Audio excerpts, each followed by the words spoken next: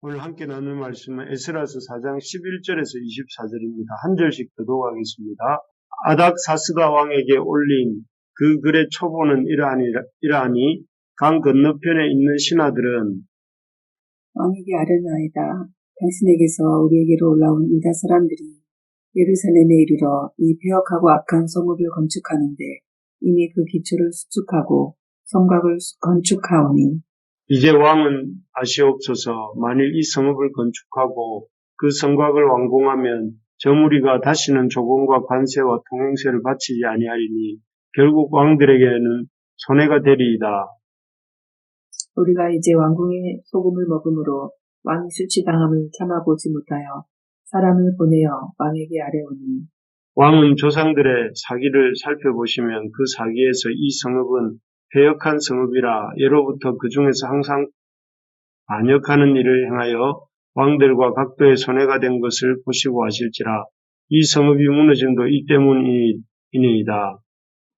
이제 감히 왕에게 아뢰오니 이 성읍이 중건되어 성곽이 준공되면 이로 말미암아 왕의 강 건너편 명제가 없어지리이다 하였더라. 왕이 방백 르훔과 서기관 심세와 사마리아에 거주하는 그들 동관들과 강 건너편 다른 땅 백성에게 조서를 내리니 일러스되 너희는 평안할지어다.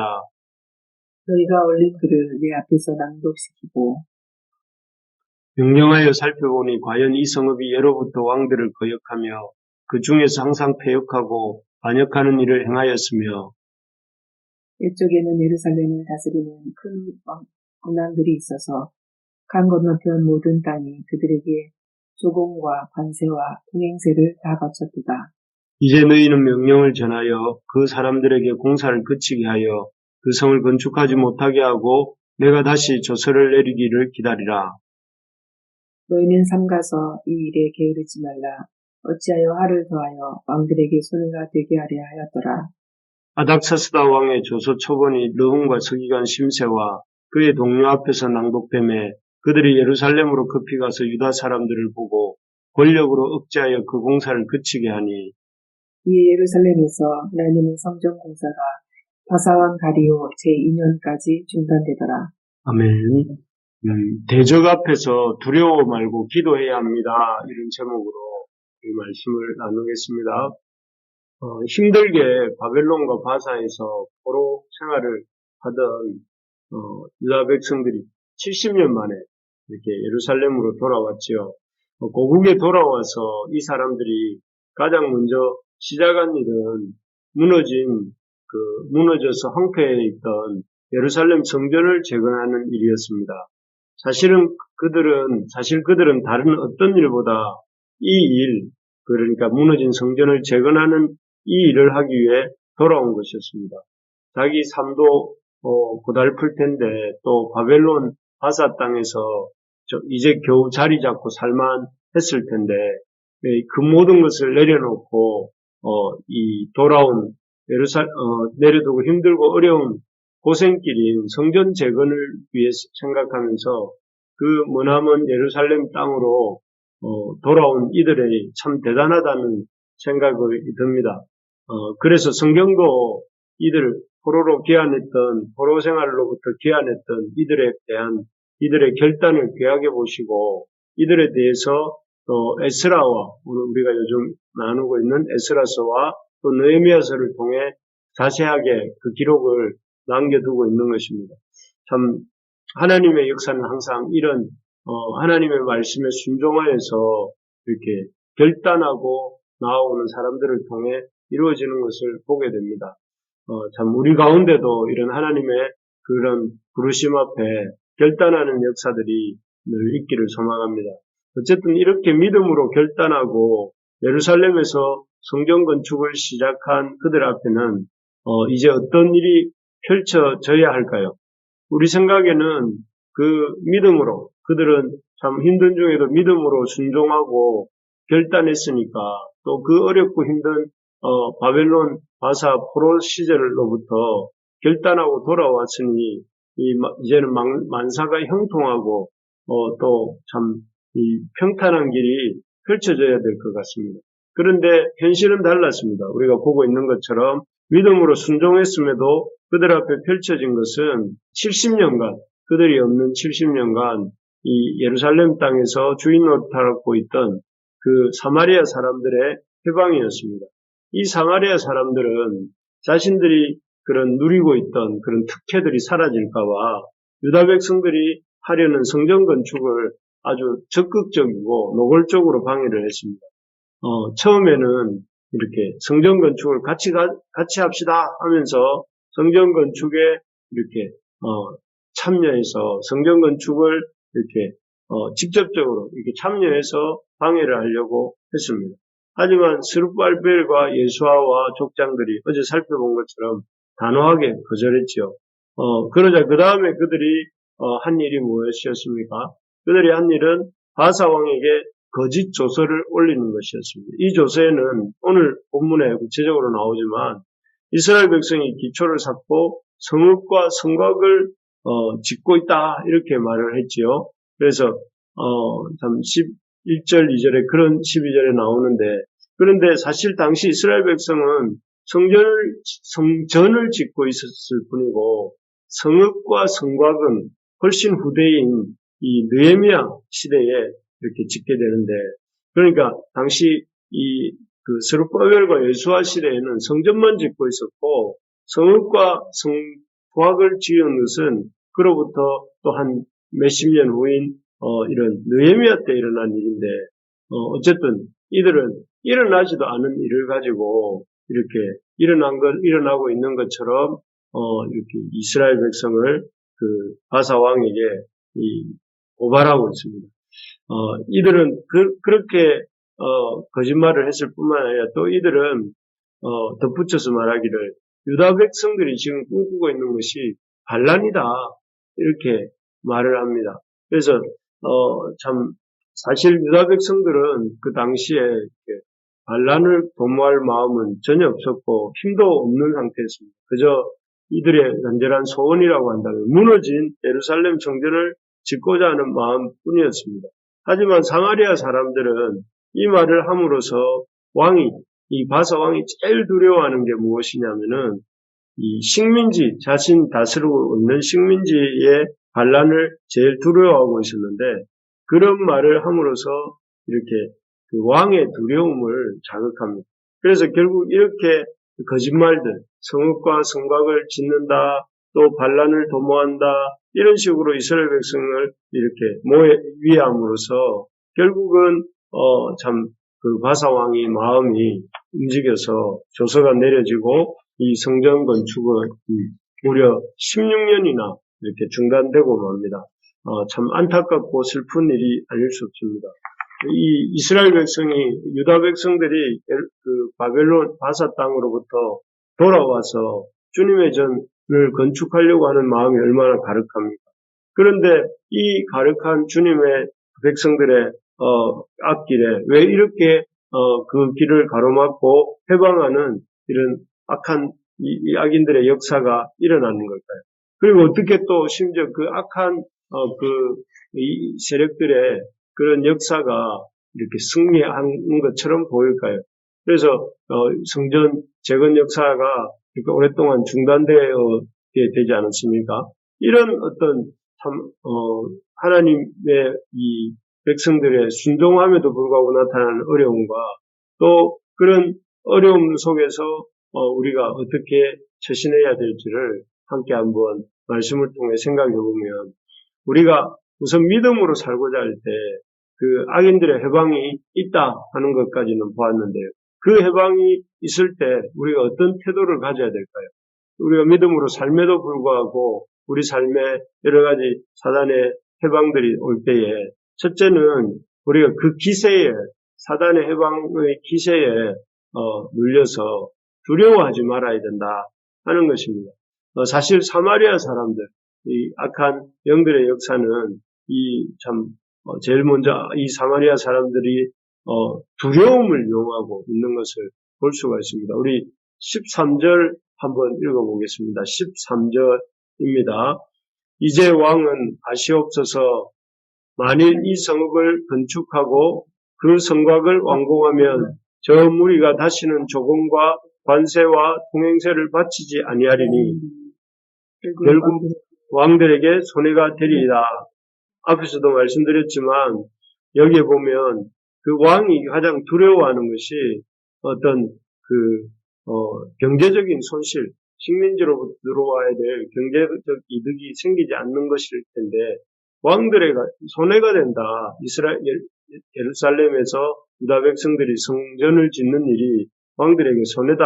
이렇게 말을 하고 16절도 우리 같이 한번 읽어볼까요? 16절입니다. 시작. 이제 감히 왕에게 아뢰오니 이 성읍이 중건되어 성곽이 준공되면 이로 말미암아 왕의 강 건너편 영지가 없어지리다 하더라. 예, 여기에 보면 참 이 성전이 준공되면 그 유다 백성들이 반란을 일으켜서 왕의 강 건너편 영지가 없어질 것입니다. 이렇게 또 보지만 이렇게 계속 이 사마리아 사람들이 바사 왕을 위하는 척하면서 왕의 가장 약한 부분 무엇입니까? 이스라엘 백성이 성읍과 성곽을 완공하면 실제로는 성읍과 성곽이 아니라 성전을 짓고 있을 뿐인데 그것을 완공하면 조공과 관세와 통행세를 바치지 않을 것이다. 또 그리고 이들이 성읍과 성곽을 건축하고 나면 반란을 일으킬 것이다. 지금 사실 겨우 이스라엘 백성들은 지금 몇천 명에 불과한데 어떻게 그 바사의 수백만 대군과 상대로 싸울 것이다. 이렇게 사마리아 사람들이 거짓 보고를 하고 있는 것이죠. 이렇게 말함으로써 사마리아 사람들은 이 바사 왕조차도 그 대단한 바사 왕조차도 두려움에 이렇게 갖도록 하고 또 그래서 이렇게 이스라엘 그가 유다 백성들을 이렇게 압박하도록 이렇게 움직이는데 성공하죠. 참 우리가 이렇게 생각해야 될 것이 무엇인가 하면은 참으로 결국 이런 사마리아 사람들의 이런 성전 해방하는 역사는 이렇게 이 두려움으로 말미암아서 바사 왕의 마음에 두려움을 심어주고 결과적으로 성전 재건 중단에 성공하는데 참으로 사단은 두려움의 영입니다. 사람으로 하여금 두려움을 심어 넣어서 그 사람을 압박하고 그 두려움을 빌어서 역사합니다. 만약에 유다 백성들의 입장에서 한번 생각해 보면 사마리아 사람들이 주는 두려움에 굴복하지 않고 사마리아 사람들의 상소를 반박하려고 시도했다면 어떻게 될까요? 아닙니다. 왕에게 적극적으로 이렇게 어떤 상소를 써서 자신들은 성전을 재건하고 있을 뿐이고 자신들은 아주 미미한 수로서 우리 이 왕에게 이렇게 반역하려고 하는 마음이 전혀 없습니다 하고 상소를 썼다면 어떻게 됐을까요? 그냥 가만히 있지 않고 적극적으로 이렇게 반응했다면 역사가 좀 달라지지 않았을까 싶습니다. 오늘날도 사단은 우리 가운데서 일하고 사단이 움직이고 있는데요. 두려움을 통해서 일하고 있습니다. 그래서 어떤 시도도 우리가 새로운 시도라는 것은 해보지도 못하게 하고 또 새로운 시도를 하다가도 다른 두려움에 떠는 자들을 통해서 역사를 이렇게 중지시키기도 합니다. 그러므로 우리가 하나님의 일을 하려고 할 때에 찾아오는 두려움을 잘 극복해야 됩니다. 그래서 그 두려움에 이렇게 이 두려움보다는 그 두려움보다 크신 하나님을 바라보고 하나님만을 의지하면서 나아가야 되는데 시편 기자가 그렇게 찬양하지 않습니까? 내 영혼아 어찌하여 두려워하는가? 너는 너의 하나님을 바라라. 내 영혼아 어찌하여 너는 낭망하는가? 너는 내 하나님을 바라라. 이렇게 시편 기자가 노래하지 않았습니까? 그런 우리가 될 수 있기를 바랍니다. 지금 우리를 이렇게 두렵게 만드는 문제가 무엇입니까?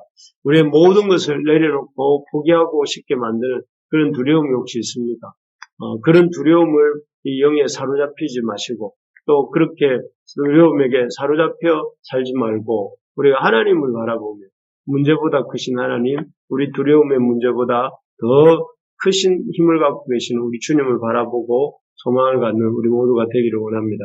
그리고 두 번째로 보면 이렇게 이 믿음으로 살려고 하는 사람들을 악이 해방하고 믿음의 역사를 중단시키려 할 때 첫째는 두려워하지 말아야 된다면 두 번째로는 기도해야 된다 하는 것입니다.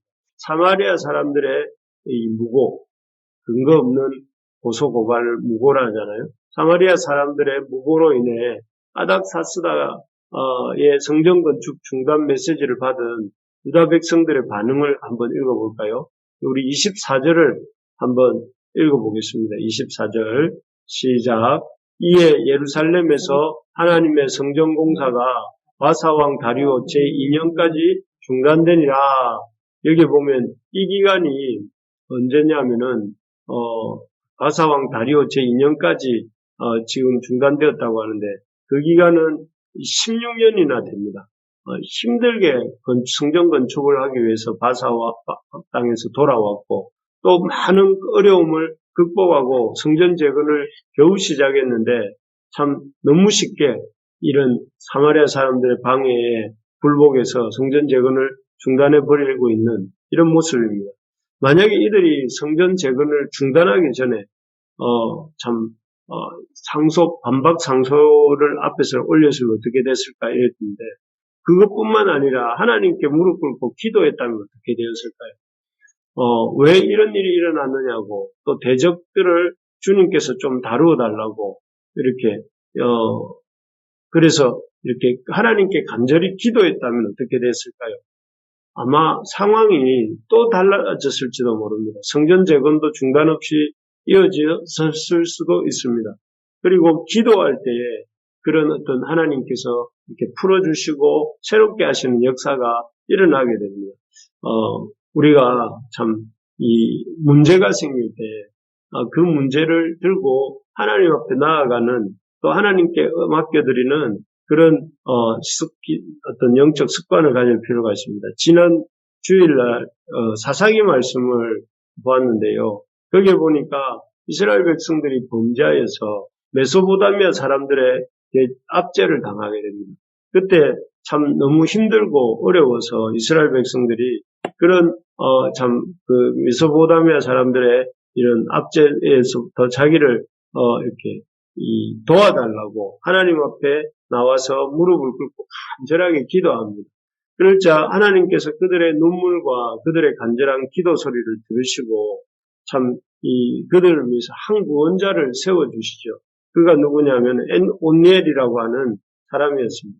그리고 이 사람을 통해서 하나님께서는 이스라엘 백성이 연합할 수 있게 해주시고 또 이 메소포타미아 사람들로부터 구원함을 얻도록 해주시는 것을 보게 됩니다. 참으로 고난의 상황에서 이렇게 우리가 참 기도할 때 그 기도 한 바를 들어주시고 또 응답해 주시는 분이 우리 하나님이시다 하는 사실을 잊지 마시기 바랍니다. 하나님을 이렇게 이 위기 상황이 올 때에 참 그 위기 상황 속에서 참 이렇게 주저앉는 것이 아니라 하나님을 의지하고 하나님께 기도할 때에 하나님께서 이렇게 새롭게 해주시는 것입니다. 그래서 하나님을 찾아야만 그렇게 하나님을 찾았다면 어쩌면 성전 재건을 계속할 수도 있었을지도 모르는데 기도도 해보지 않고 그냥 바사 왕의 조서를 받고는 그냥 뾰로록 돌아가서 20년이나 성전 재건을 중단하고 있는 이 모습이 우리의 모습이 아니기를 소망합니다. 우리가 어려움이 있을 때 주님 앞에 들고 나가서 기도하면서 하나님을 바라볼 때에 하나님께서 역사하시고 하나님께서 놀랍게 은혜를 베풀어 주시는 것입니다. 말씀을 맺겠습니다. 우리가 악이 승리하는 것 같을 때, 우리의 대적들이 우리에게 승리하는 것 같을 때 우리가 어떻게 해야 되나요?